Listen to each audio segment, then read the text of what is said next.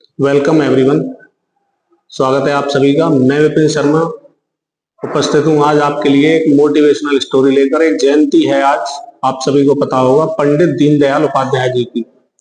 तो उनके बारे में जानकारी लेते हैं। वो हमारे प्रेरणा स्रोत हैं। पंडित दीनदयाल उपाध्याय जी का जो जन्म हुआ था सन 1916 में, आज ही के दिन यानी 25 सितंबर को हुआ था, और उत्तर प्रदेश के मथुरा जिले के नगला चंद्रभान में इनका जन्म हुआ था। इनके 3 वर्ष की आयु में ही इनके पिताजी का देहांत हो गया। कुछ समय बाद ही उनकी माताजी का भी देहांत हो गया, जिससे कि इनके सर से माता और पिता दोनों का साया उठ गया।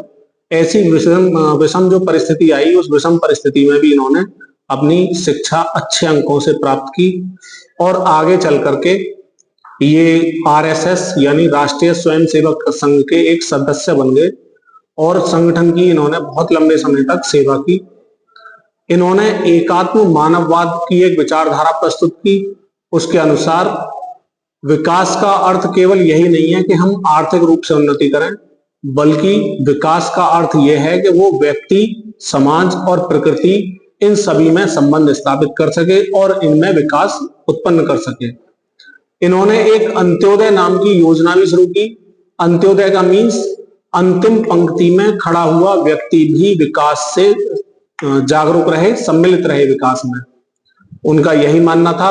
और इन्होंने कुछ मूलभूत आवश्यकताएं हैं उनके बारे में बताया कि ये मूलभूत आवश्यकताएं सभी मनुष्यों के लिए होनी चाहिए।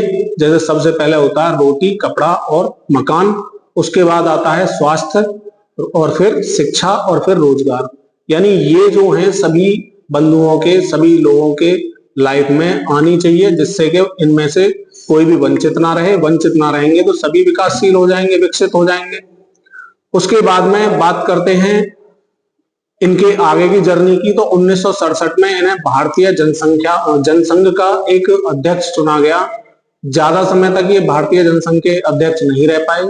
उसमें क्या हुआ, उसमें एक बार ये मुगल सराय से होकर निकल रहे थे, ट्रेन में बैठकर जा रहे थे। ये घटना है 11 फरवरी की। तो 11 फरवरी में इनका जो शव था वो रेलवे ट्रैक पर पड़ा मिला, मुगल सराय स्टेशन के आसपास। तो इनकी मृत्यु के कारणों का अभी स्पष्ट पता नहीं चल पाया है। और जो मुगल सराय स्टेशन पर इनका जहां अंतिम समय का शव पड़ा मिला है, वही जगह अब इनके नाम से ही जानी जाती है, पंडित दीनदयाल उपाध्याय रेलवे स्टेशन। इनको प्यार से लोग पंडित जी कहते थे। ये सरल स्वभाव के और सौम्य स्वभाव के धनी थे। इन्हीं के लिए हम कह सकते हैं कि देश प्रेम इनमें कूट कूट कर भरा हुआ था। इन्होंने कहा था कि जो राजनीति होती है, राजनीति केवल सत्ता प्राप्ति का साधन नहीं है, बल्कि वो समाज सेवा और राष्ट्र प्रेम का माध्यम माना जा सकता है। तो इनका इस तरह से जीवन जो यात्रा रही है वो रही है। जो भरा नहीं भावों से, बहती जिसमें रसधार नहीं, वह हृदय नहीं पत्थर है जिसमें स्वदेश का प्यार नहीं। तो ये अपने देश से बहुत सारा प्रेम करते थे।